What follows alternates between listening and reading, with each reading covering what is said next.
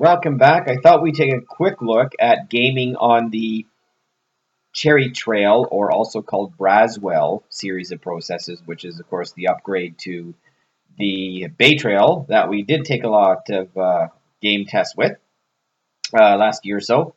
So this is Fallout New Vegas, as you can tell, and it is running on an N3050, which is a dual-core replacement, 14 nanometer replacement for the N2840, which became a very common, or 2830 became a very common processor in very cheap laptops. So this here is an Asus 200SA Flipbook, and it's of course just a 2 gig machine, pretty much the same as the X205TA type of thing, or even the E15 and E14s that we did, at least in terms of what you get for processing power. So anyways, it's important to note that these new processors are downclocked. They are much smaller size, the die size, it's 14 nanometer, which means they do heat up considerably. You'll recall the Kangaroo that we took a look at was just overheating like crazy.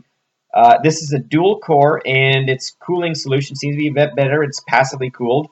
But we're going to compare it a little bit to the N2840, because we also ran Fallout New Vegas on that.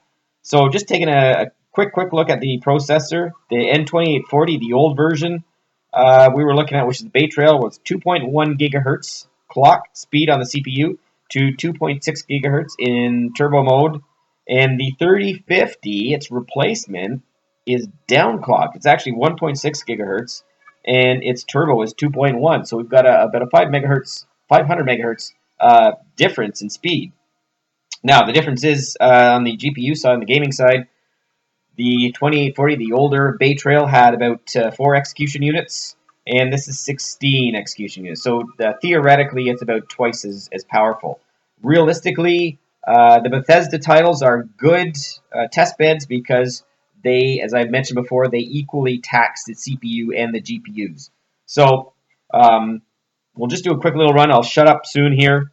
And you can see we're hitting about 30 frames a second. Looking over here, we were about 27 frames a second. I do believe on the N2840 at 720p low quality settings, which is what we've got here. So we'll just take a little run here. So yeah, it looks like we are getting maybe anywhere from 3 to 6 frames per second higher with this, despite the lower clock speed. But the graphics processor is about twice as good, so I think that's compensating here for what we've lost. One of the things, this little particle storm here used to really hit the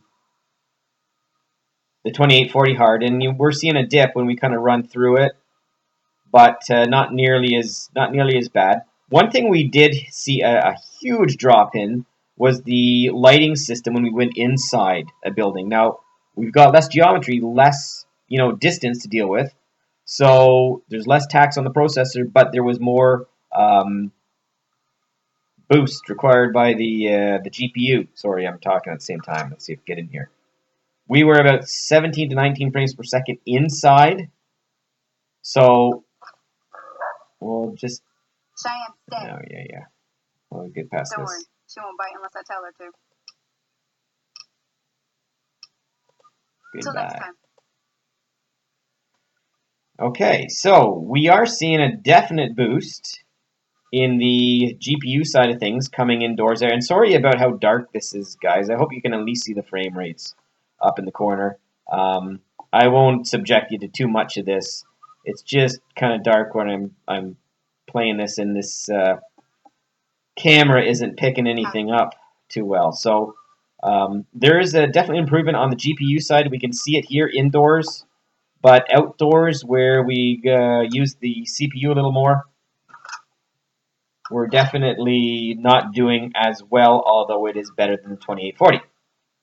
So with that, maybe we'll do some more gaming on here, but this is an improvement over the prior model, even though the CPU is considerably slower. Now, what I will say, in gaming scenarios, we're seeing a little bit of an improvement, but I didn't do a review of this 200SA Flipbook, but in daily operations, it is not as quick as the N2840, which strictly has to do with the reduction in clock speed of the CPU. So graphics-wise, it games better. Overall, it does game better, but general day-to-day tasks, you will probably notice some slowdown. This is the Signature Edition from the Microsoft Store, and they got some really good sales. I think they're on, you can pick these things up for about 200 US or 250 Canadian kind of thing, and which is approximately half price. So it is a steal. And again, it's a flip book, which means if you like a laptop that turns into a tablet, although a bit of a bulky one, this is a good solution for that. Anyways, a good inexpensive solution, I should say. There are better ones out there, but you pay more. Anyways, thanks for watching. I'll shut up now and turn it back over to the game.